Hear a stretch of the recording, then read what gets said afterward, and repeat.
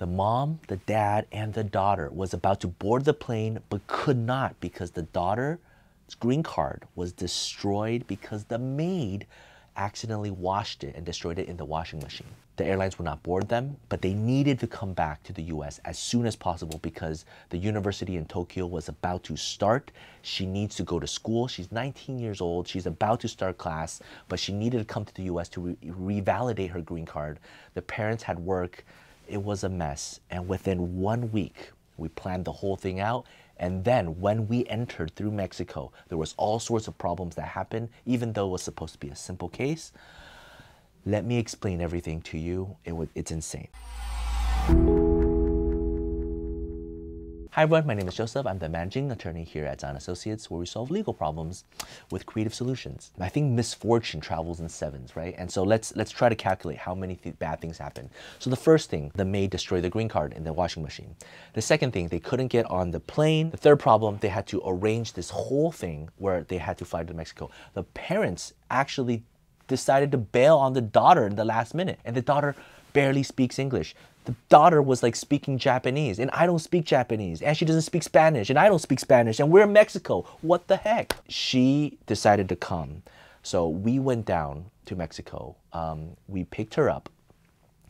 Again, it was Margaret. She just has the worst luck in always dealing with the most difficult cases.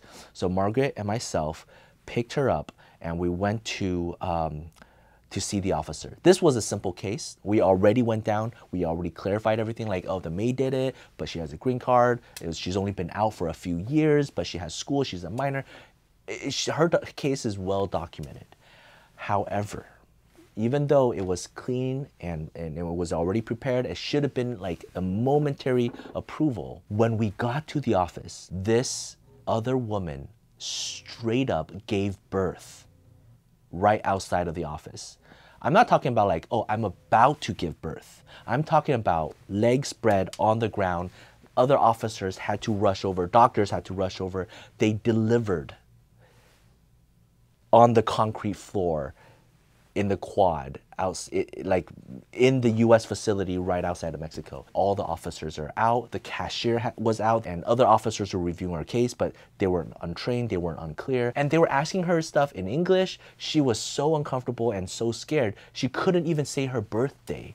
And so there was just all sorts of problems that happened there. I had to explain everything again and again. Other officers are out. Finally, when they came back, she was approved. We obviously had to get the I-193, the waiver of travel documents. And then after leaving the director's office, after paying for the I-193, we got the I-94. Everything was already super clear. We thought going through the secondary would be fine.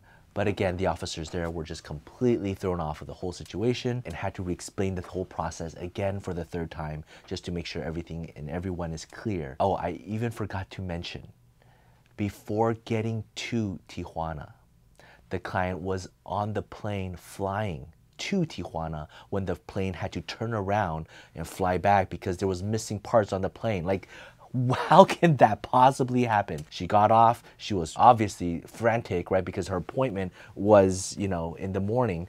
And so she called our group. We were talking to the airlines. We got her on another plane. Then she flew back.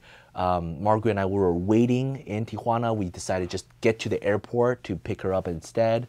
We picked her up and then we went to see the officer. So she just had like layers and layers of misfortune. Eventually she got in.